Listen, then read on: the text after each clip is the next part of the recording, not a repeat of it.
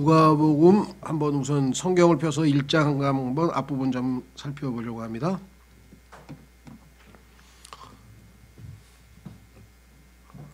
누가는 이방인 의사로 알려져 있는데 견해가 둘이 있어요. 하나는 이방인이라고 하는 확실한 근거는 없다. 유대인일 가능성이 높다. 왜냐하면 로마서 3장에 보니까 유대인들에게 하나님께서 자신의 말씀을 맡겼다 이렇게 써 있잖아요. 그 말은 맞아요. 그런데 성경에 보면 유대인이 아닌 사람이 성경을 쓴 경우, 예를 들면 욥 같은 경우, 욥기의 욥이라든가 예외 없는 규칙은 없다는 듯이 예외가 있어야 규칙이 의미가 있는 거죠. 그래서 누가도 성경에 보면은 사도 바울이 유대인들 이러이러한 자들은 나와 같이 교제하는 유대인들이라 하고 유대인들 명단을 쓴 다음에 그 다음에 누가는 또 따로 얘기를 해요. 그런 걸 보면은 유대인이 아닐 가능성이 있는 거죠. 그래서 뭐 내가 볼 때는 이런 걸 가지고 논쟁을 하면 쓸데없는 시간을 낭비하는 거잖아요. 그렇잖아요. 예. 그리고 가능성은 높은 게 아까도 얘기했지만 누가는 지금 헬라인들을 대상으로 해서 소위 말하면 기록을 했기 때문에 마가는 로마 사람들을 대상으로 해서 행동파, 로마 사람들이 행동파이기 때문에 하나님께서 예수님이 행동파 일하시는 분이심을 보여주고 유대인의 메시아임을 마태를 통해서 보여주고, 그죠? 그 다음에 이 전 세계 보편적으로 모든 이방인들을 대상으로 해서 이방인 의사인 누가를 통해서 기록하게 하시고, 그래서 하나님의 전략에 의해서 이게 다 움직이는 거잖아요. 그런 의미에서 봤을 때 전혀 문제가 없다고, 성경에도 근거가 있으니까. 자, 그래서 앞부분에 보면 이렇게 써 있습니다. 누가복음 1장 1절에 우리 가운데서 매우 확실히 믿게 된 그 일들에 관해서, 예수님에 관한 일들을 매우 확실히 믿게 됐다고 그랬네요. 처음부터 목격자 되고 말씀의 사역자 된 사람들이 우리에게 그것들을 전해준 그대로 차례대로 제시해서 밝히 보이려고 손을 댄 사람들이 많으므로, 예수님에 관한 그 기록들을 많은 사람들이 나도 기록하고 나도 기록하자 그러면서 이렇게 손댄 사람이 많은데 하나님께서는 그 중에서 이 네 사람 마태, 마가, 누가, 요한이라는 사람들의 글만 인정해서 성경으로 인정하셨죠. 3절 모든 일을 맨 처음부터 완전히 이해한 나도. 자, 이 완전히 이해했다는 얘기는 하나도 남김없이 정확하게 알고 있다는 것이에요. 이 표현을 우리가 믿을 만한 게 뭐냐면 누가가 의사예요, 의사. 그러니까 엉성한 사람이 아니에요. 아주 철두철미한 과학도예요. 그렇기 때문에 역사적으로 정확하게 사실 파악을 해가지고 다 입증을 해가지고 확실하게 자료를 가지고 이 기록을 했다는 얘기예요. 그러니까 뭐 누가복음이야말로 요즘으로 얘기하면 철저하게 과학적인 방법으로 검증된 기록이다 이렇게 할 수 있죠. 그래서 나도 데오빌로 각하 당신에게 차례대로 써서 알리는 것을 좋게 생각하였으니, 당신은 이 예수님에 관해서 관심이 많으니 내가 이 기록을 당신에게 보내서 남기도록 하겠다. 이것은 각하로 하여금 각하가 이미 설명받은 그 일들이 확실함을 알게 하려 함이라. 미리 얘기를 내가 해드렸는데 그것이 얼마나 확실한 것인 건지를 이 기록을 통해서 정확하게 알도록 하다. 자, 또 구약으로 가면 전도서라는 책에 한번 가보면요. 구약에 있는 전도서. 하나님의 그 말씀을 선포하는 선포자는 철저하게 정확하게 과학적인 방법에 근거해서 선포해야 됩니다. 그냥 엉성하게 하는 게 아니에요. 그래서 전도서에서 하나님께서 이 전도자를 통해서 뭐라고 얘기했나 한번 보세요. 12장 구약성경 전도서 끝부분에 가면은 우리말로는 전도서라고 번역을 했지만 이게 이 에클레시아스티스라고 하는 표현은 요즘으로 얘기하면 설교자예요. preacher. 그러니까 솔로몬이 자기 궁정에다가 사람들을 다 회중처럼 모아놓고 설교를 한 거예요. 근데 이게 소위 말하면 유작이야, 유작. 마지막 설교야. 이거 설교하고 이제 죽은 거예요. 그러니까 자기 평생을 살아오면서 있었던 일들을 뭐 간증 비슷하게 간증 설교 비슷하게 한 거야. 이게 우리 교회에서 이제 솔로몬의 인생 보고서라고 하는 책으로 나와 있잖아요. 아주 유용한 책인데요. 자, 뭐라고 했나 보세요. 8절에 선포자가 말하노니 헛되고 헛되며 모든 것이 헛되다. 지금까지 내가 실증적으로 입증하지 않았느냐. 실험해보고 맞지, 실험해보고 맞지, 실험해보고 맞지 다 했어. 그래서 결론이 뭐야? 헛되고 헛되고 헛되다. 이게 하나님 없이 없는 인생들은. 그래서 결론을 내렸죠. 9절 또한 선포자는 지혜로움으로 여전히 백성에게 지식을 가르쳤고 참으로 그는 크게 주의를 기울이며, 자 보세요, 엉성하게 한 게 아니야. 쭉 이 누가복음도 마찬가지 크게 주의를 기울인 거야. 세심히 꼼꼼하게 살폈어요. 그 다음에 뭐야? 탐구했어. 이게 정말 맞는 거야? 이거 역사적 사실 확실한 거야? 이거 팩트 맞아? 이거 지어낸 거 아니야? 이러면 많은 잠언을 정리하였노라. 이 정리했다는 얘기가 set in order인데요. 이 단어가 누가가 사용한 단어하고 똑같아요. 질서 있게 잘 정리해서 사람들에게 발표를 해야 될 거 아니에요. 요즘은 프레젠테이션 해야 될 거 아니에요. 프레젠테이션. 자, 예수님이란 분이 이런 분이다 말이에요. 쫙 하면서 프레젠테이션을 지금 하는 거예요. 예.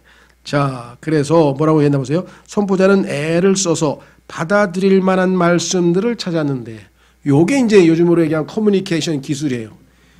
요즘에 뭐 교수고 뭐 무슨 학자고 뭐 이런 사람들이 뭐 현학적으로 뭐 알기는 많이 하는 것 같은데 무슨 소리를 하는지 알아듣지를 못해. 자기가 아는 유명한 멋진 얘기하면 뭐예요? 훌륭한 얘기하면 뭐예요? 다 못 알아들었는데. 그래서 알아들을 수 있는 말을 고르느라고 애를 썼다 이 말이에요. 그래가지고 쉽게 탁 전달했는데 아주 중요하고 핵심적인 내용을. 성경도 마찬가지죠. 온 우주의 모든 진리를 담고 있는 하나님의 말씀이 초등학교 수준이면 누구든지 다 읽을 수 있는 영어로 기록이 돼. 킹제임스 성경은 미국에서 나온 성경 25개를 가지고 검토를 했는데 23번째로 어려워. 그러니까 세 번째로 쉬운 성경이에요. 여기 나온 단어가 총 6천 단어도 안 돼요. 그러니까 초등학교 나온 사람 전혀 어려움 없이 다 읽어낼 수 있는 정도인데 핵심적으로 어마어마한 내용이 들어있는 거죠. 이게 진짜 배기 실력이지 막 디립다 어려운 용어 갖다 쓰고 그냥 그렇죠. 예. 방송에 나와서 의사들도 보면요 간단간단하게 쉽게 설명하면 돼. 막 무슨 용어를 써가지고 뭐 자기들끼리만 아는 요 그 무슨 의미가 있어요. 그렇죠? 예. 소화가 잘 안 된다 그러는데 무슨 가스트로 무슨 뭐 하면서 막 헬라어를 써가면서 뭐가 뭐 뿜어져 나오고 막 이러고 복잡하게 얘기한다고. 그래서 설교도 이 어렵게 하는 사람들은 그건 전달력이 없는 거죠. 근데 이 전도서의 솔로몬은 받아들일 수 있는 말을 골라서 정확하게 잘 전달했다. 이렇게 얘기를 했습니다. 그래서 이 누가복음은 정말 특히나 뭐 다른 사람들도 마찬가지겠지만 의사이기 때문에 과학적인 방법론을 사용해서 완전 실증적으로 검증된 내용들이 들어가 있어서 자 그런데 누가복음은 여기 나와 있어요. 그 사람을 보라. 그 인간을 보라는 뜻이에요. 그러니까 뭐냐면 누가복음은 하나님께서 인간이란 마땅히 이렇게 살고 이렇게 이런 사람이어야 된다는 것을 예수 그리스도께서 누가복음에서 사신 모습을 통해서 보여준 거예요. 하나님께서 처음에 아담을 창조하셨을 때 라이프 스타일이 누가복음에 나오는 예수님처럼 되는 걸 기대하고 했다 이 말이에요. 너무너무 놀랍죠. 예수님은 누가복음을 읽으면 이야 정말 모든 면에서 완벽하고 모든 면에서 그렇죠. 그래서 단순히 예수님의 인생만 한 게 아니라 참 인간을 보라 이게 이런 인간을 내가 창조를 했는데 너희들이 내 말에 잘 순종하고 살았으면 이렇게 멋진 이렇게 훌륭한 삶을 살 수 있었는데 그 말이에요. 그렇죠? 그러니까 우리 그리스도인들이 우리의 본으로 삼아야 될 분은 바로 참 인간이신 예수 그리스도. 그래서 그런 면에서 누가복음은 정말 우리에게 더 와닿죠. 자, 그래서 그 사람을 보라. 참 인간이 뭐냐? 헬라인들, 그리스인들의 가장 마음에 담겨 있는 게 뭐냐면요. 완벽한 인간이에요. 그런데 그 사람들은 완벽한 인간에게 있어서 첫 번째 중요한 게 뭐냐면 육체예요, 육체. 그래서 육체미 아시죠? 막 다윗의 조각상 보면 헬라 사람들이 조각해 놓은 거 보면 대리석으로 조각해 놓은 거 보면 야, 뭐 사람이 막 근육이 그렇죠? 그다음에 철학, 소크라테스부터 시작해서 뭐 철학, 학문, 아리스토텔레스 그래가지고 하여간 이 정신적, 육체적 양면에서 영혼, 육체와 영혼 양면에서 그냥 완벽한 인간이 누구이냐? 완벽한 인간이 그들이 추구하는 목표야. 그게 누가복음인데 그분이 누구냐? 그분이 예수 그리스도시라는 헬라 사람들에게 보여주는 거예요.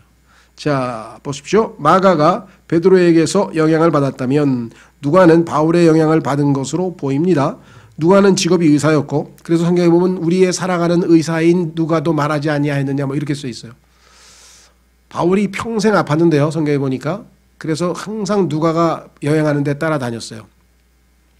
이에 그의 의학 지식이 그가 기록한 복음서와 또한 그의 저술인 사도행전의 많은 표현에서 반영되고 있음을 알 수 있습니다. 과학적 용어 이런 게 자주 등장해요. 근데 어렵지 않고 그게. 누가는 어쩌면 다소는 타르소스라 그래가지고 이 사도 바울의 고향이죠. 다소의 대학교에서 의학 수업을 받은 것처럼 보이는 바. 왜냐하면 굉장히 사도 바울하고 친했기 때문에 요즘으로 치면 대학 동창이 아니냐 이렇게 얘기인데 이것도 추정입니다. 근데 충분히 추정이 가능한 것 같아요. 왜냐하면 당시에 뭐 대학이 이렇게 많지는 않았을 거니까 학문하는 사람들이 아마 같은 수업을 받았을 것이다. 이 대학에 있던 철학 및 문학 대학을 감안할 때 누가와 바울은 동문수학했을 가능성도 있는 것 같습니다. 추정이고요. 그러면 그 다소대학교에서 두 사람의 평생의 우정이 시작되었는지 모르겠습니다. 바울과 누가의 사상 및 언어 사이에는 놀라운 유사점이 발견됩니다. 누가는 바울의 사상과 언어를 특징 짓는 바울 서신에 나오는 믿음, 은혜, 회개, 긍휼, 용서 이런 말이 등장한다 이거죠. 마가가 로마인들을 대상으로 기록했다면 누가는 히랍, 헬라인을 대상으로 했습니다. 로마는 정치, 경제, 그 다음에 이 소위 말하면 군사 이 면에서 뛰어났다고 한다면 헬라 사람들은 뭐 철학, 문화 이런 면에서는 뭐 압도적으로 또 헬라의 이 능력이 뛰어나죠. 헬라인들은 그들의 지적 능력으로 유명했던 거로. 지금 21세기인데도요. 아직도 모든 학문으로 가자면 전부 다 아리스토텔레스로 가야 돼요. 무슨 학문을 하든지 전부 다 그 기원이 아리스토텔레스라는 사람한테 가야 돼. 헬라의 최고 지성인이죠. 오늘날 이성적으로 가장 뛰어난 인물로 알려진 그 사람. 자, 그래서 누가복음 역시 잘 가다듬어진 문학적 문체와 다른 책들보다 더 고전적인 문체로 기록되었습니다. 그래야 헬라 사람들에게 마음에 와닿을 거 아니에요. 그렇죠? 조선시대에 그냥 명문으로 쫙 문장을 지어서 읽으면 그냥 마음에 확 와닿게 이렇게 써놓으면 우리가 어필하듯이 바로 그런 방식이었다는 거예요. 그래서 누가복음이 아주 사람들에게 어필했다. 그리스인들은 완전한 인간상에 대해 너무도 강한 이상을 목표로 했기에 인간의 형상을 따라 그들의 모든 신들을 만들었으며 자신들이 이상적으로 생각하는 것들을 신들로 만들어서 미덕이든 악덕이든 이 과정에서 모두 신성시되곤 했습니다. 그래서 막 온갖 신들이 신화가 그리스처럼 발달한 나라가 없잖아요. 누가는 그리스도를 완전한 사람으로서 제시하시는 바 그분은 인간인 동시에 하나님으로서 헬라인들의 가장 심오한 열망을 완전히 충족시킬 수 있었습니다. 우리가 인간으로서 더 이상 완전할 수가 없는 그러한 모습으로 예수님께서 나오시죠. 누가복음은 포괄적 성격을 지니고 있는 바 침례인 요한 예수님을 소개하면서 시작하여 예수님의 승천으로 전결됩니다. 그러니까 처음부터 끝까지 예수님의 마지막 승천까지를 다 포괄해서 태어나면서부터 시작해서 전부 다 기록하고 있는 포괄적 내용을 담고 있다. 분석, 도입. 도입은 인사말 아까 우리 읽었죠. 왜 썼냐? 나도 보니까 사람들이 너무나 이 기록에 대해서 관심이 있고 적어보려는데 나도 철저히 연구해가지고 확실하게 사실을 정리해서 가깝게 내가 보냅니다. 이렇게 했잖아요. 그게 도입. 두 번째, 구원자의 오심과 관련된 사건들. 첫 번째는 A. 베들레헴에서의 그분의 탄생. 베들레헴이라고 하는 용어 아시죠? 벳엘, 벳 하면은 이게 집이죠, 집. 벳엘, 엘은 하나님이잖아요. 하나님의 집. 그래서 벳엘. 그래서 유대인들에게는 이 벳이라는 표현이 나오면 베다니도 마찬가지고요. 벳 하면 집인데요. 그렇죠. 예루살렘이니까 베들레헴. 그래서 뜻은 빵의 집이란 뜻이에요. 빵의 집. 근데 예수님이 태어나신 장소가 베들레헴이야. 그런데 예수님께서는 나는 생명의 빵이라 그랬어. 신기하죠. 하나님께서 왜 베들레헴에서 태어나게 하셨나 보니까 빵의 집이 예수님이 생명의 빵이야. 그러니까 성경은 하나도 허투루 볼 수가 없는 것들이 어마어마하게 여기에 집중되어 있어요. 숫자 하나도 그냥 쓰여진 게 하나도 없고요. 자, 그 다음에 두 번째 B번 나사렛에서의 그분의 소년 시절. 자, 성경에서는 유일하게 예수님의 소년 시절이 기록된 데가 바로 누가복음. 왜? 인간이니까. 확인해 보겠습니다. 누가복음에 가면요, 예수님이 보통 아이들처럼 지혜롭게 자라났다. 이런 얘기 성경에 써 있어요. 유일하게. 자, 누가복음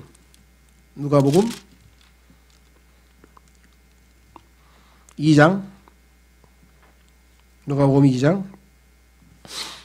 예수님의 12살 때의 시절 이야기가 딱 한 번 쓰여 있어요. 51절. 그분께서 그들과 함께 내려가사 나사렛에 이르러 그들에게 복종하시더라. 그러나 그분의 어머니는 이 모든 말씀을 마음속에 간직하니라. 예수님께서는 지혜와 12살이니까 키가 자라며 하나님과 사람에게 더욱 호의를 입으시더라. 어린 시절 청명한 모습으로 성장하고 계신 예수 그리스도의 모습이 여기에 기록되어져 있죠. 그렇죠? 자, 그다음에 한 가지 아까 이제 뭐 잠깐 그 누가 마태복음과 비교해서 마태복음은 족보가 왕이라 그랬죠. 왕. 그렇죠? 그다음에 유대인이라 그랬죠. 그러면 유대인의 조상인 아브라함이 나오고 그다음에 왕으로서의 그 이 다윗이 나오고 그래서 그 아브라함의 자손, 다윗의 자손까지가 족보가 올라가 끝이잖아요. 그런데 누가복음은 예수님께서 인간이시잖아. 그러면 아담까지 족보가 올라갈 수밖에 없겠죠. 그래서 3장으로 가보세요. 누가복음 3장에 가면은 예수님의 족보가 나오는데 23절부터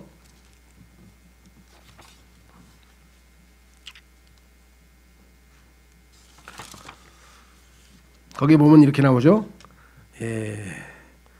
23절. 비로소 예수님 자신이 30살쯤 되시니라. 사람들이 생각하기에 30살쯤 보이더라. 이분은 요셉의 아들이신데 요셉은 헬리의 아들이요.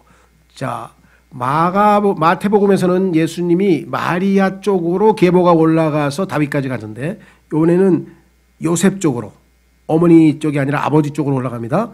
자, 요셉의 아들이신데 요셉은 헬리의 아들이요. 헬리는 맏다사의 아들이요. 쫙 끝까지 가서 어디까지 가나 보세요. 38절.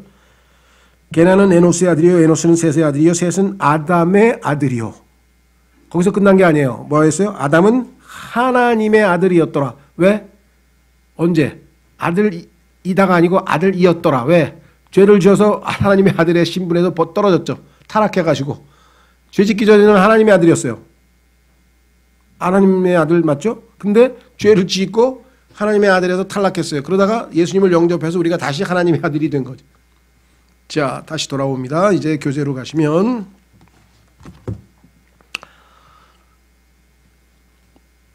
10번 요단강에서의 그분의 침례, 역사 속에서의 그분의 배경, 사탄과의 그분의 전쟁, 예수님의 시험이죠. 그 다음에 세 번째로 가면 그 구원자의 경력과 관련된 사건들. 첫 번째는 갈릴리에서의 사역. 자신의 고향 지역에서 사역을 했습니다. B로 가면은 골고다로 가는 길. 이제는 예루살렘에 가서 마지막 십자가에서의 사역을 하는 것이 마지막 책무였어요. 그렇죠? 자, 그분의 대적들에게 초점을 맞춤. 자, 9장 51절로 한번 가서 보겠습니다. 거기에 가면 예수님께서 십자가로 가실 때 굳은 결심을 하는 모습이 기록되어 있어요.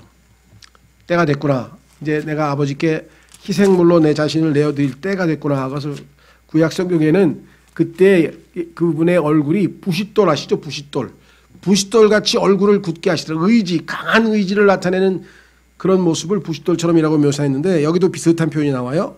누가복음 9장 51절. 누가복음 9장 51절. 그분께서 위로 올려져서 영접받으실 때가 이르매. 이제 십자가를 통과해야 이렇게 될 거 아니에요. 드디어 이제 자기 고향 갈릴리를 떠나서 예루살렘으로 가는 거예요. 골고다 십자가를 향해서 가는데 뭐라고 써 있어요? 친히 예루살렘으로 가시려고 자기 얼굴을 어떻게 했다고요? 예, 고정하시고, 이 고정한다는 얘기가 뭐냐면 얼굴을 힘을 탁 주고 아주 강한 의지를 보이면서 십자가를 향해서 꿋꿋이 걸어가셨다. 이런 표현입니다. 자, 다시 돌아오셔서 골고다로 가는 길. 여기서 이제 정말 13번에 이르기까지 다양한 방해를 받습니다. 자, 마지막 네 번째로 가면 구원자의 십자가와 관련된 사건들. 그 얘기가 마지막 22장에서 24장까지 쫙. 자, 밑으로 내려가면 누가는 우리에게 예수님의 탄생에 관한 이야기를 비교적 상세히 전하면서 수태고지도 나오고 뭐 엘리자벳도 나오고 상당히 자세하게 나오죠. 목동도 나오고 사람들의 관심을 불러일으킬 만한 내용을 섬세하고 감성적인 묘사로 다루고 있습니다. 탄생을 알리는 천사들, 마리아와 사촌 엘리사벳 사이의 끈끈한 신뢰감, 침례인 요한의 출생, 하나님께서 사랑하시는 아드님의 인간으로서의 탄생, 목동들의 경배, 시몬과 안나의 유쾌한 메시지. 이 두 사람이 이제 성전에서 하나님께서 이스라엘의 구원을 보여주셨으니 이제 난 죽어도 됩니다. 그랬고 과부도 84년 동안 기도했는데 이제 내가 하나님께서 구원을 보여주셨네요 하고 예수님을 목격하고 나서 엄청난 찬양을 드렸잖아요. 자, 이런 내용이 기록되어 있어요. 그래서 어떻게 해요? 읽는 사람들의 마음에 감동을 주기에 충분하다고 하겠습니다.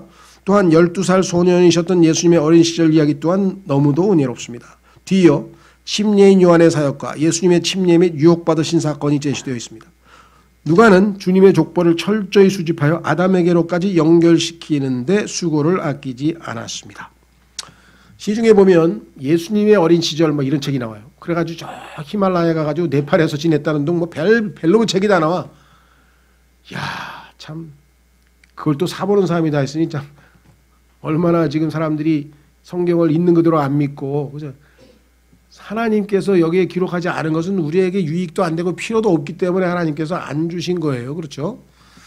자, 그래서 그런 쓸데없는데 우리가 시간 낭비하실 필요 없다. 누가복음의 상당 부분은 구원자의 사역, 이 일에 대해 더 많은 부분을 할애하고 있는 바, 이는 누가가 그리스도를 구원자로서뿐만 아니라 사람으로서, 인간으로서 하나님의 일을 하나하나 성실히 해나가는 모습으로 제시코자 했기 때문입니다. 우리가 그리스도의 사역에 대해 막 흥미를 느끼기 시작하자마자 우리는 주님의 원수들이 종교적인 이유로 인해 그분을 날카롭게 비판하는 모습을 보게 됩니다. 이 땅에서도요, 진리대로 살려고 하면은 예수님을 따라 경건하게 살려고 하면 박해를 받는다 그랬잖아요. 그렇죠? 이들 주님의 대적들은 누가복음에서 상당히 두드러진 활동을 보이고 있습니다. 그러나 누가는 주님의 역동적인 모습을 제시합니다. 아주 힘차게 씩씩하게 요즘 말로 하면 움직이십니다. 주님께서는 말씀과 사역에서 행하심과 그 방식에서 지혜와 의지에 있어서도 역동적인 모습을 보이셨습니다. 종이 치유받은 백부장의 경우를 보면 그분의 권능은 거리에 상관없이 행사되었고, 그렇죠, 멀리 떨어져 있는데 예수님께서 집에 있는 자기 그 아들의 그 종의 질병이 다 나았다고 믿으면 나았다고 말씀하셨죠. 나인성 과부의 아들의 경우에도 죽음을 물리쳤습니다. 폭풍도, 폭력을 행사하는 자들도 그분의 뜻을 꺾을 수는 없었습니다. 왜냐하면 이 역동적인 구원자께서는 신성한 분이시기 때문입니다.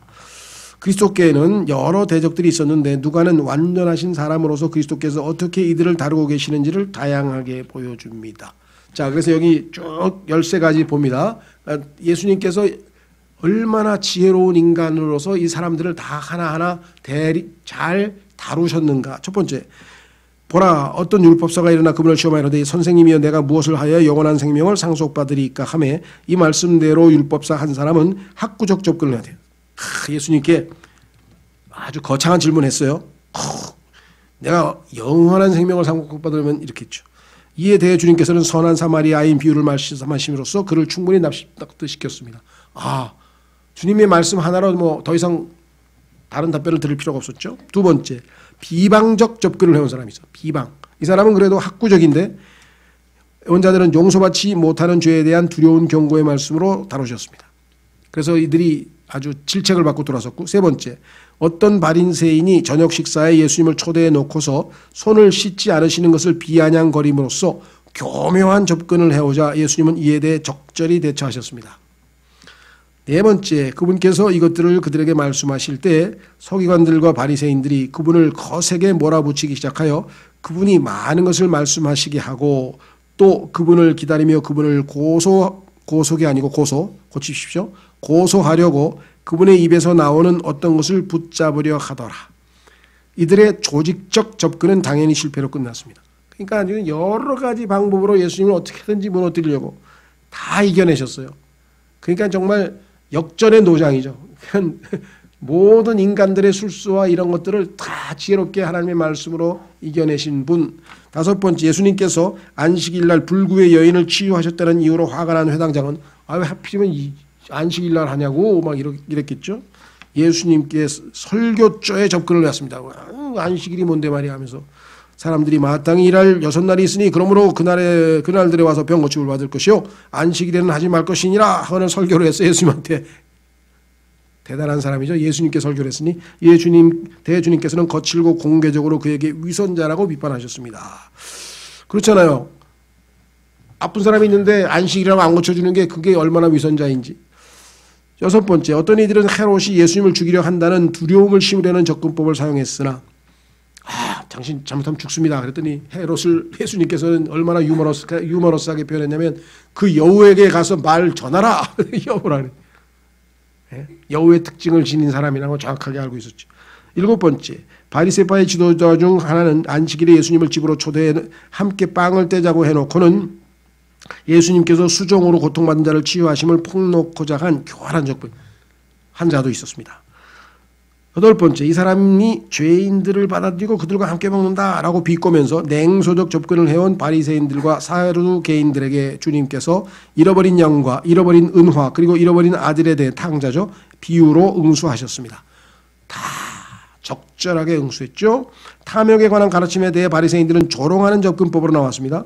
10명의 치유받은 나병 환자 중 9명은 이기적인 접근법으로 감사치 않으셨으며 이에 대해 주님은 마음이 상하셨습니다. 아니 10명이 치유받았는데 왜 한 명만 돌아와서 감사하다고 그랬지? 그 다음에 속물적 접근을 보인 사람이 있어요. 예수님께 다가갈 때 언제 하나님의 왕국이 임하느냐고 그분께 요구하던 바리새인은 자기들이 언제 거기 가서 왕국에서 좀 높은 자리 좀 해보고 싶어가지고. 12번째, 그리스도께서 예루살렘에 승리의 입성을 하신 주부터는 아주 반골적 접근법을 구사하는 적들이 들어졌습니다. 어떻게든 죽여내겠다. 우리 권력 다 뺏기겠다. 이들 대사장들과 서기관들은 그분을 죽일 셈이었습니다. 그다음에 미혹적 접근. 이들은 주님의 대적자들이 정치적이며 종교적인 내용으로 가득한 질문을 던지고는 뒤이어 유다를 고용해 그분을 배반케 하는 모습에서 절정에 달합니다. 그래서 결국은 예수님을 죽였죠. 그러나 예수님이 죽임을 당한 건 아닙니다. 스스로 자신의 생명을 내어주셨죠. 자, 그래서 누가는 다른 복음서들처럼 구원자의 십자가 처형과 부활을 선명하게 제시하며 더 나아가 다른 복음에서 다루지 않는 것도 보여줍니다. 그는 우리를 베다니로 데려가 주께서 하늘로 올라가시는 모습도 제시하고 있으니까요. 그래서 그 승천하는 모습에 대해서 사도행전에서 또 보완 설명하고 있죠. 그는 여기서 복음서를 마무리 짓고 뒤이어 다시 펜을 들어 사도행전을 기록함으로써 초기 교회의 역사를 제공해 줍니다. 그러니까 누가는 두 개를 썼어요. 누가복음과 그다음에 사도행전. 바울과 동행하면서 사도행전을 기록했죠. 그러니까 지금 여기 나와 있는 이 13가지는 여러분들이 그 문장을 하나하나 읽어가면은 참 인간으로서 어떻게 인간들의 마음을 정확하게 읽어내고 그들에게 적절하게 잘 대처하시는 예수님의 모습을 볼 수가 있다. 자, 마지막으로 오늘 네 번째는 요한복음입니다. 요한복음은 당연히 내 하나님을 보라. 예수님이 다름 아닌 뭐예요? 하나님이시구나.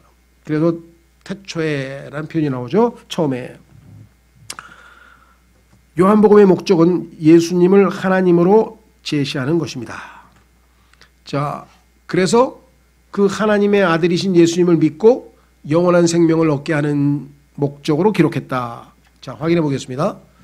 요한복음 20장 31절에 써 있어요. 요한복음 20장 31절에 요한이 내가 이 요한복음을 기록한 목적은 이것이다 라고 기록했어요. 그래서 저희가 지금 여러분들 그 전도책자 그 뒤에 지금 많이 있었는데 어디로 가버렸네. 그 요한복음하고 로마서 이렇게 붙어 있는 성경 그 얇은 거 있잖아요. 그 요한복음만 제대로 읽으면요, 아, 이분 하나님 아들 맞구나 하고 자동으로 믿게 돼요. 마음만 강팍하지 않으면은. 그 다음에 로마서를 읽으면 뭐예요? 아, 예수님이 십자가의 죽으심의 의미가 이런 것이었구나. 그래서 성경에서 가장 예수 그리스도의 복음을 잘 우리에게 보여주기 위한 책이 요한복음하고 로마서이기 때문에 그 두 개를 지금 이제 성경을 뿌리기 위해서 지금 많이 만들었죠. 자, 요한복음 20장. 요한복음 20장.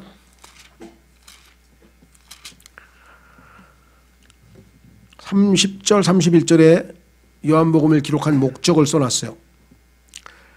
진실로 예수님께서 자기 제자들 앞에서 이 책에 기록되지 않은 다른 표적들도 많이 행하셨으나 이것들을 기록함은 예수님께서 하나님의 아들 그리스도이심을 너희가 믿게 하려 하며 또 믿고 그분의 이름을 통해 생명을 얻게 하려 함이니라. 그러니까 요한복음을 제일 먼저 사람들에게 성경에 대해서 야, 나도 성경 한번 읽어보고 싶은데 혹시 그러면 요한복음을 권하셔야 돼요. 마태복음 읽으라 그러면 1장 읽다가 기절해요. 뭐 낳고 왜 이렇게 많아. 요한복음 읽어야죠. 요한복음. 자, 다시 돌아오셔서 이는 그리스도에 대한 첫 번째와 마지막 언급을 보면 분명하다고 할 것입니다. 성경 기록에 나오죠.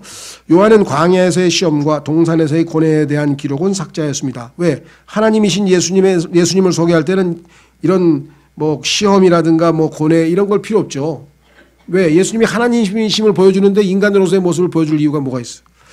이 두 사건은 요한복음의 주제와는 상관이 없기 때문입니다. 당연히 주님의 족보 역시 다루어지지 않고 있으나 창조주에게 무슨 족보가 있어요? 영원부터 계신 분인데. 그러니까 요한복음의 족보가 당연히 없죠. 하늘 왕좌로 그리고 처음으로 독자들을 이끌고 갑니다. 그렇죠. 처음에 다른 복음서들과 공통으로 다루고 있는 유일한 사건은 침례인 요한의 사역과 최후의 만찬, 베다니에서의 기름 부음, 십자가의 고통, 부활 및 5천 명을 먹인 것과 갈릴리 바다 위를 걸어온 기적들 뿐입니다. 그러니까 나머지는 다 달라요. 그만큼 요한복음은 나머지 세 개의 복음서와 초점이 완전히 다른데, 왜냐? 나머지 다 복음서는 갈릴리에서, 예수님의 고향에서의 갈릴리에서의 2년인가 3년의 사역에 대해서 많은 시간을 할애했고 많은 부분을 할애했는데, 요한복음은 십자가로 가셔서 본격적으로 마지막 주간, 다시 말하면 예루살렘, 유다에서의 사역에 초점을 맞췄기 때문에 그때 예수님께서 하신, 특히 행동이 아니라 하신 말씀들을 많이 기록해놨어요. 아까 얘기했던 다락방 설교는 무려 14, 15, 16 3장에 걸쳐서 예수님이 하신 설교가 기록되어 있잖아요. 설교 한 편이 3장에 걸쳐서. 그렇죠? 그리고 17장은 예수님의 기도가 한 장에 걸쳐서 다 기록되어 있고. 특수한 책이죠. 공관복음들은 그리스도의 갈릴리 사역을 강조하는 반면 요한복음은 예루살렘과 유대 사역을 부각시키고 있는 바, 이는 특히 주님께서 명절날 예루살렘을 방문하신 사건에 특별한 초점을 맞추고 있습니다. 6월절이라고 하는 명절을 예수님 성경에 보면 4번이 나와요. 3번이 있었으니까 3년이 지났죠. 그 다음에 4번째는 예수님이 자신이 6월절 어린 양으로서 죽으셨어요. 그렇죠? 예.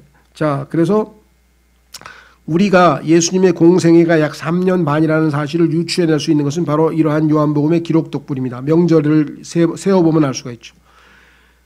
그레함 스크로기라 박사라는 분은 누가복음과 요한복음이 놀라울 정도로 딱 들어맞는다는 점을 지적하고 있습니다. 이 두 복음은 마치 쪼개진 항아리를 서로 다시 정확히 맞추면 원 모습을 되찾는 것 같이 그런 관계라고 합니다. 그래서 서로 뺄 건 빼고, 요한복음이 기록한 건 누가복음이 기록하라고, 누가복음이 기록한 건 요한복음이 기록하라고 해가지고 빈대를 딱 맞추면은 딱 들어맞게끔. 사실 요한복음은 누가가 기록하고 있는 사건들을 조심스럽게 피하고 있는 것처럼 보입니다. 왜? 인간으로서의 예수님과 하나님으로서의 예수님은 초점이 다르잖아요. 이해가 되시죠? 분석. 요한복음의 핵심 어휘는 이겁니다. Life, Light, Love. L자로 시작되는데 영어로는 생명, 빛, 사랑. 생명, 빛, 사랑. 이 단어가 엄청 나와요. 그리고 증인입니다. 이 단어들은 처음부터 끝까지 일관성 있게 강조되고 있습니다. 자, 요한복음은 1장 1절서부터 18절까지 도입. 자, 첫 번째는 생명, 그 본질에 있어서의 신성한 생명. 두 번째는 그 증거에 있어서의 신성한 빛. 세 번째는 그 체험에 있어서의 신성한 사랑. 생명, 빛, 사랑에 대해서 도입 부분에 소개되어 있고, 두 번째, 하나님의 아들의 표적들이 1장서부터 12장까지 나옵니다. 그래서 A번에는 주님의 신격이 선언됨. 이분은 하나님이시다. 두 번째는 신격에 대해서 논란이 됩니다. 그래서 논란을 잠재우셔 예수님께서. 세 번째, 주님의 신격이 거부당함. 왜 네가 인간인데 하나님이야? 그렇죠. 왜 네가 인간인데 하나님이야? 이러면서 예수님에게 대들고 있죠. 세 번째는 하나님의 아들의 비밀.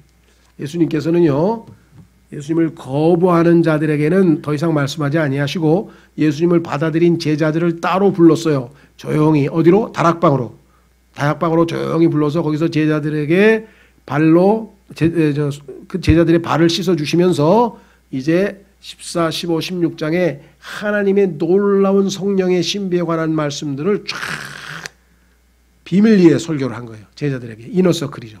자, 그래서 제자들에게 초점을 맞췄죠. 대중이 아닙니다. 그래서 다락방에서의 설교, 그 다음에 겟세마네로 향하는 발걸음. 요거는 순전히 제자들하고만 함께한 시간이었어요. 그 다음에 하나님의 아들의 슬픔. 십자가를 지시면서 왜 슬펐을까요? 아버지와 잠시 이별하게 되는 거죠. 자, 그래서 A, 그분께서 거짓으로 정죄당했습니다. 그분께서 공식적으로 십자가에 처형됐고 그분께서 온전한 정복자가 되셨죠. 부활하셨죠. 그래서 종결, 역동적인 생명, 단호한 사랑, 분별하는 빛. 그래서 또 나와요. 생명, 사랑, 빛이 처음에 나오고 마지막에 나오고. 이사야는 오실 메시아를 태어난 아이와 주어진 아들로서 묘사했습니다. 자, 이사야서 9장 6절에 보면은 킹제임스 성경에만 정확하게 아이는 태어났어요. 아들은 태어난 게 아니에요. 왜? 아들은 영원하신 하나님이었기 때문에 태어날 필요가 없어. 그런데 아들이 태어났다고 가리키는 사람 누굽니까? 여호와의 증인. 아들이 태어났대. 그래서 태어난 하나님이래. 태어난 신이래. 피조된 신. 말이 안 되죠. 그래서 성경에서는요. 정확해요. 아들은 태어난 게 아니에요. 하나님이 주셨다고 썼어요. 우리를 위해서. 그래서 주었다 했어요. 주어진 아들. 얼마나 킹제임스성이 정확합니까? 아이는 태어났어. 왜? 육체를 입고 인간으로 태어났으니까. 그러나 아드님은 이 땅에 뭐예요? 직접 하나님이 주셨어. 우리에게. 죄인들에게. 하나님께서 세상을 이처럼 사랑하사 독생하신 아들을 어떻게 해요? 주셨으니. 태어나신 분이 아니에요. 그분은. 아기는 태어났죠. 아기는. 자, 이는 그리스도의 인성. 아기는 인성이고 신성을 지니신 아들이시고 신성을 언급하는 것입니다. 마태와 누가는 족보를 기술하면서 태어난 아이에 대해 제시한 반면 요한은 주어진 아들에 대해 제시하는 바. 이 주어진 아들은 뭐예요? 하나님이시죠. 이는 하나님께서 세상을 이처럼 사랑하사 자신의 독생자를 주셨으니 라고 기록하고 있기 때문입니다. 이 놀라운 구절은 요한복음의 기록 목적 중에 하나를 또한 부각시키고 있는 바, 그것은 우리들이 그리스도에게 어떤 반응을 보일 것인가입니다. 믿을 거냐 안 믿을 거냐에 따라서 우리의 운명은 결정된다. 인간은 한편으로는 믿음의 반응을 또 한편으로는 불신의 반응을 보이고 있습니다. 정말 예수님에 대해서 믿느냐 안 믿느냐 이거 하나 가지고 모든 인류의 운명, 인간의 운명이 결정이 되는 거죠. 사도 요한은 육신이 되신 영원한 말씀이신 분을 소개하자마자 곧바로 요한복음의 주제로 들어갑니다. 그는 침례인 요한이 예수님을 주님과 하나님의 어린 양으로서 신실하게 증언하고 있음을 보입니다. 요한은 하나님의 침례인의 제자들이 어떻게 그분께서 말씀하시는 것을 듣고 예수님을 따랐는지를 제시합니다. 사도 요한은 이들이 어떻게 주님을 메시아로 인정했으며 나다나엘이 어떻게 그분을 하나님의 아들이요 이스라엘의 왕으로 고백했는지도 보여줍니다. 요한은 특정한 목적을 가지고 기적들을 기록하고 있습니다. 자, 7번의 기적을 그 수없이 많은 기적들 중에서 딱 7개만 선정해서 딱 했어요. 특별한 목적을 가지고. 자, 그래서 요한은 이 기적들을 표적이라고 하는 바, 이는 이들이 예수 그리스도의 신성을 의미하기 때문입니다. 단순히 그냥 기적적인 사건, 야 있을 수 없는 사건이다 이렇게 기록한 게 아니라 그 기적이 의미를 가지고 있는 기적이기 때문에 이걸 표적이라 그래요. 사인이라 그래요. 사인. 자, 첫 번째 기적은 혼인잔치에서였고, 가나 혼인잔치 아시죠? 마지막 기적은 장례식장에서였습니다. 이로써 예수님께서는 인생의 가장 큰 기쁨과 가장 큰 슬픔의 시간을 사람들과 함께 하셨습니다. 제일 즐거워하는 혼인식, 제일 슬퍼하는 장례식. 그러니까 인간의 희로애락 모든 삶에 그분은 다 관심을 가지고 계셨죠. 주님께서는 이스라엘의 메시아로서 자신을 계시하시면서 첫 번째 유월절 날 성전을 정결케 하셨습니다. 주님은 자신의 공적 사역이 끝나갈 무렵 같은 일을 반복하셨습니다. 두 번에 걸쳐서 성전을 정결케 하셨어요. 이 사건은 아마도 종교적 바리새인이었던 니고데모의 마음 깊이 새겨진 것 같습니다. 그래서 그는 어떻게 밤에 찾아왔죠? 그는 그리스도를 밤에 찾아와 다시 태어나야 할 필요성을 배우게 됩니다. 자, 이 거듭남이라고 하는, 다시 태어난다고 하는 것이 요한복음에만 기록되어져 있잖아요. 왜? 다시 태어나야 영적인 생명을 얻을 거 아니에요. 근데 요한복음 자체가 뭐예요? 나는 길이요 진리요 생명이니, 예수님이 자신이 생명이라고 했잖아요. 그 생명을 얻는 방법은 출생이죠. 그러니까 요한복음에서는 당연히 거듭남에 대해서 얘기할 수밖에 없죠. 왜? 생명을 우리가 얻어야 그렇죠. 그리스도인으로 살아갈 수 있잖아요. 그죠? 그런데 그 생명은 요한일서 5장에 보니까 아드님 안에 들어있다. 자, 조심하십시오. 생명만 주시는 게 아니라 예수 그리스도 아들을 우리에게 주셨기 때문에 아들을 우리가 받아들였잖아요. 그래서 아들이 있는 자에게는 생명이 있다. 요한일서 5장에 기록되어 있잖아요. 그러니까 아들과 예수님 생명을 따로 뗄 게 아니라 예수 그리스도가 우리의 생명이에요. 그래서 내가 곧 길이요 진리요 생명이니 이렇게 말씀하셨죠.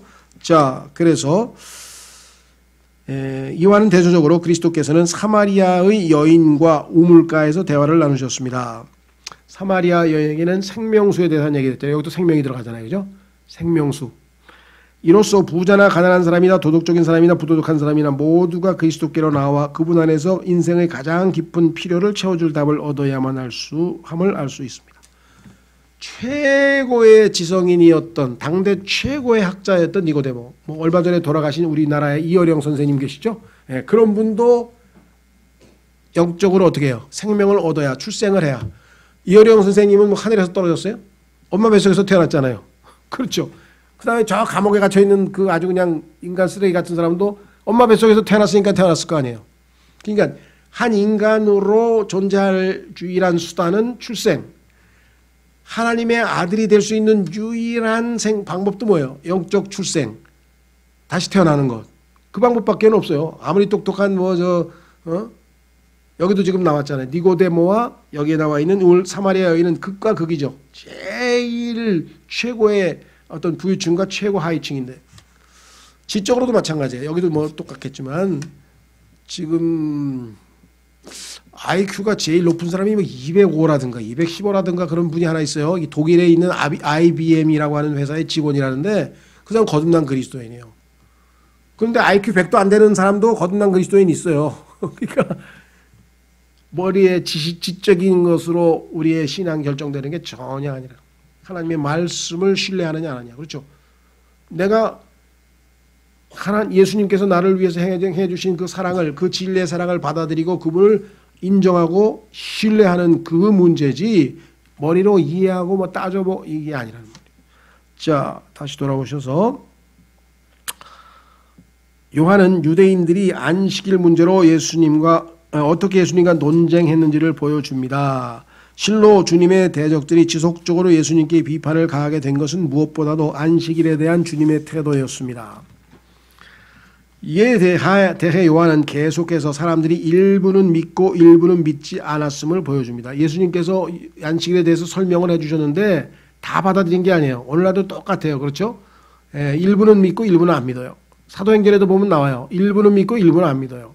그래서 어쩔 수 없이 이 세상은 믿는 자와 믿지 않는 자로 구분될 수밖에 없죠. 요한복음에서는 그분의 사역뿐 아니라 그분의 말씀도 대적들의 오해를 불러일으켰습니다.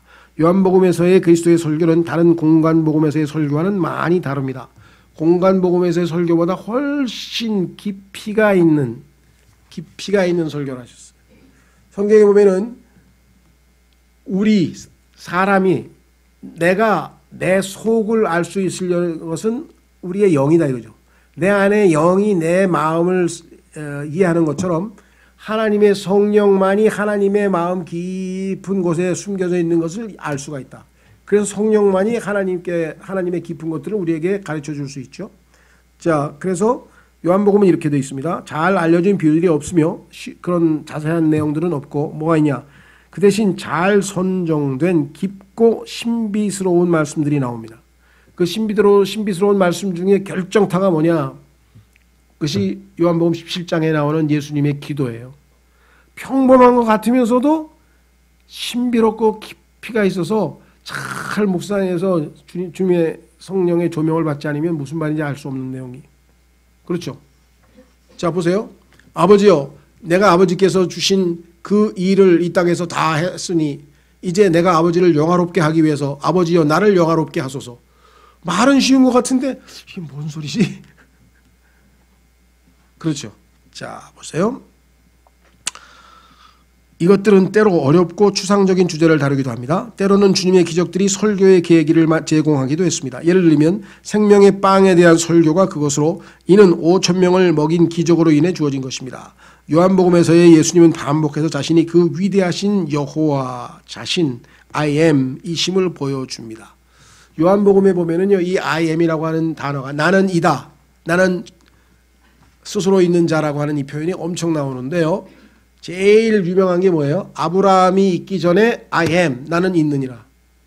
이게 문법적으로 문법적으로는 모순이죠. 왜? 아브라함은 몇천 년 전 사람인데 그 아브라함이 있기 전에 나는 있대. 있었대가 아니라 지금도 있대. 그때도 있고 지금도 있고. 그래서 현재 시제를 썼어요. I am. 그게 뭐예요? 내가 여호와다 이거야. 난 시공을 초월한 존재다 이 말이죠. 그뿐이 아니에요. 나는 길이요 진리요 생명이요 부활이요 세상의 빛이요 나는 선한 목자요 나는 하늘나라로 들어가는 생명의 그 문이요 나는 누구 하는 표현이 요한복음에 반복해서 나와요. 그게 뭐야? 나는 주다 이거야. 나는 여호와다 이 말이죠. 나는 하나님이다 이 말이죠. 자, 그러나 그리스도의 모든 표적과 말씀들은 결국은 무의로 돌아갔습니다. 끝까지 거부한 사람들이었어요. 유대인들은 나사로의 놀라운 부활 사건 이후 더욱더 반대를 강하게 됩니다. 이상하죠? 부활이 최고의 기적인데 부활 봤으면 설득당할 것도 같은데 야, 안 되겠다. 나사로도 죽이고 예수님도 죽여서 증거를 없애자. 그리고 이게 마귀가 영적으로 그들을 속이지 않았으면 이런 게 나오겠어요? 상식적으로는 이해가 안 되죠. 부활까지 보면은 아유 예수님 믿어야 되겠다 나와야 되는데 아니더라고요. 그죠?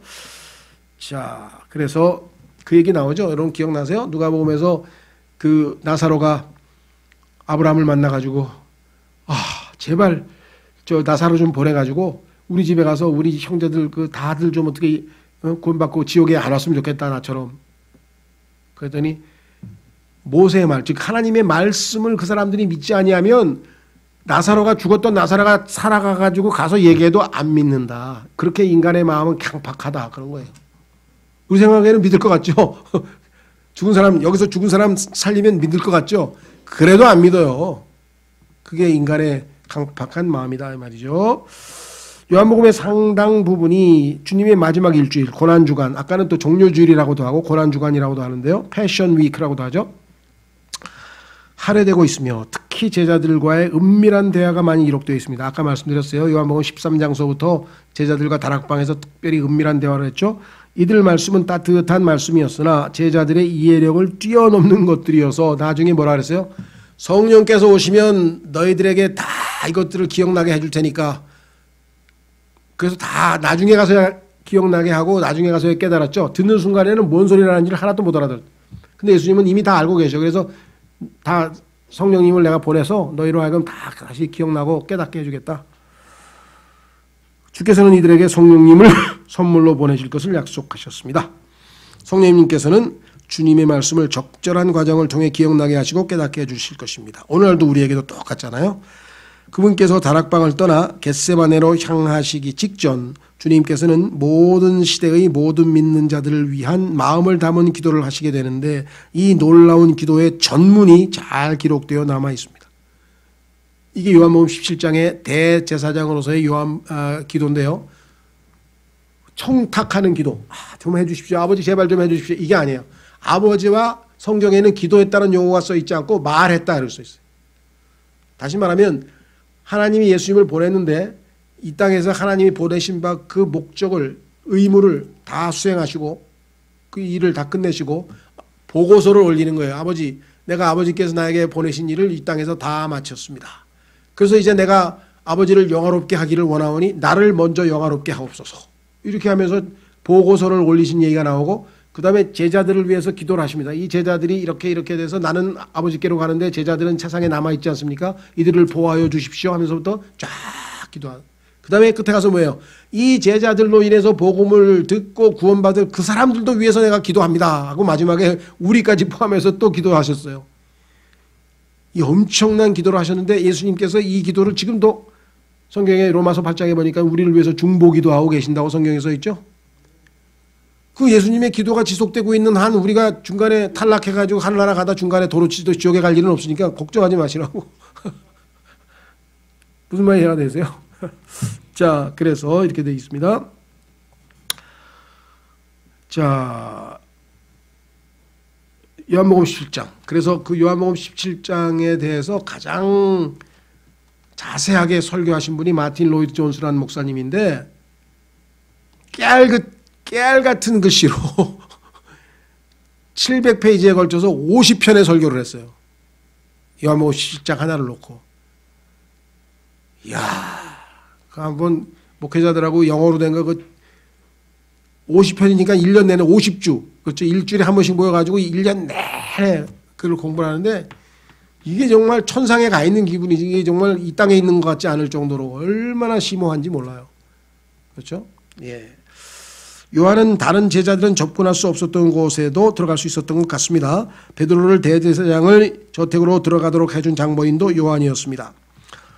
요한 또한 다른 복음서 기록 기자들과 마찬가지로 주어진 제약 가운데 주님의 재판과 십자가 처형을 기록하였고 그것도 꼭 필요한 것만 기록하였습니다.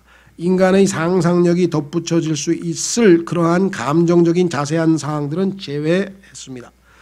요한은 그리스도의 부활을 묘사할 때도 자신의 주제에 충실했습니다. 그분이 하나님이시다 이 말이죠. 그는 이 세상 자체도 하나님의 아들 그리스도의 삶과 죽음에 대해 기록할 수 있는 책들 모두를 담을 수 없을 정도라는 진술과 함께 자신이 기록한 복음서를 마감합니다. 이 땅에 있는 모든 책들 다 해도 예수님이 하신 일들은 다 기록 못한다. 내가 정말 엑기스로 딱 일부만. 그렇죠. 이분이 천지 창조한 것부터 시작해가지고 예수님에 대해서 예수님이 영원 전부터 계셨는데 그걸 어떻게 다 기록을 하겠어요? 말이 안 되는 거죠. 자, 그래서 그럼에도 사람들로 하여금 믿음의 도전을 받아들이게 할 만큼 충분히 기록했음을 강조합니다.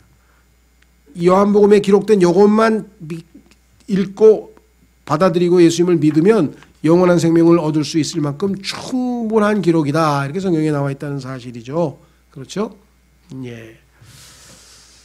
자, 하여간 뭐 앞으로 복음서 읽으실 때 초점은 네 가지, 뭐예요? 왕을 보라. 내 종을 보라. 내 사람, 그 사람을 보라. 내 하나님을 보라.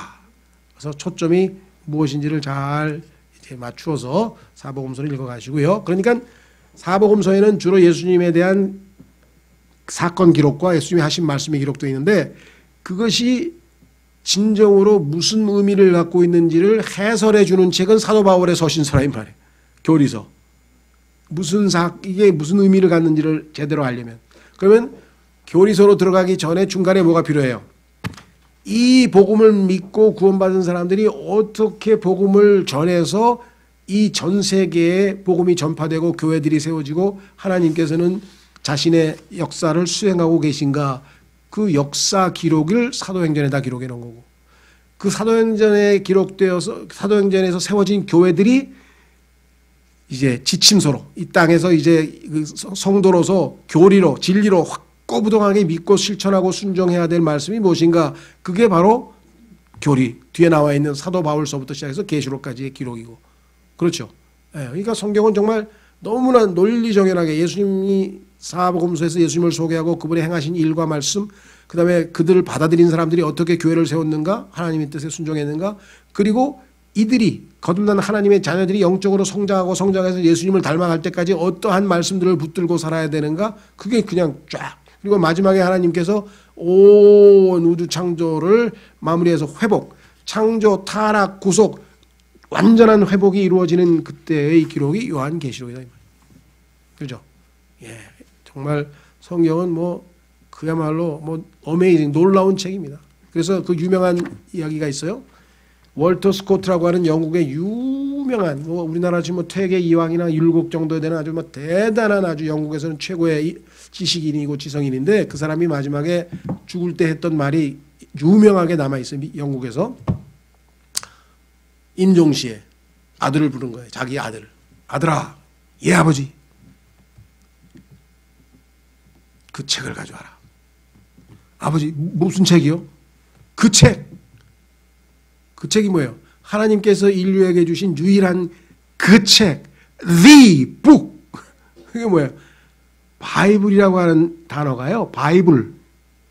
이게 책이란 뜻이에요. 책. 헬라어로는 비블로스, 책들. 자, 신기하죠? 66권의 책들로 되어 있는데 실제로는 뭐예요? 책 한 권이야. 처음부터 끝까지 예수님을, 이거 예수님이 그랬잖아요. 이 책 나에 대해서 증거하고 있다는 거예요. 66권이지만 책들, 비블로스, 헬라어로. 그런데 이거를 영어로는 복수를 안 하고 the Bible. 왜? 그 책. 하나님이 주신 그 책을 가져오라 이거예요. 이 땅에 있는 최고의 책은 뭐야? 그 책밖에 없어. 그 책. 예? 그렇죠. 미국 도서관에, 국회 도서관에 3,500만 권의 책이 있는데 유일하게 살아있는 생명의 책이 이 책 한 권뿐이에요. 이 세상에 있는 사람들이 성경의 가치를 모르고 산다는 건 너무나 안타까운 거예요. 그렇죠? 예, 우리 모두가 더 하나님의 말씀을 더 사랑하는 그런 계기가 됐으면 좋겠습니다. 그래서 개론 공부하는 것도요, 이게 보통 특권이 아니에요. 보통 그냥 성경 하나하나 읽어가면서 막 강의하고 설명하고 하잖아, 디테일한 거. 근데 성경 전체를 한번 이렇게 멀리서 조명하면서, 아, 성경이라는 게 이렇게 돼 있는 거구나. 이걸 한번 배운다는 거, 이거 신학원에서는 강의지, 교회에서는 사실 개론서 강의하기가 쉽지가 않거든요. 예, 그런 의미에서 하여간 여러분들 더 열심히 잘 하시면 좋겠네요. 예, 마치겠습니다. 기도합니다. 하나님 아버지 고맙습니다.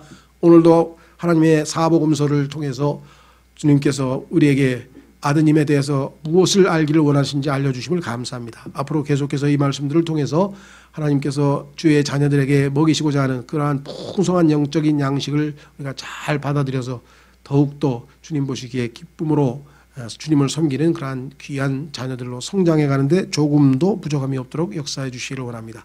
이곳에 참석하시고 또 참석하실 모든 지체들에게 주님께서 더 풍성한 은혜로 복으로 채우시고 주님을 더욱 깊이 알아가는 그러한 기쁨을 누리게 하시기를 간절히 바로 우리 주 예수 그리스도 이름으로 기도하옵나이다.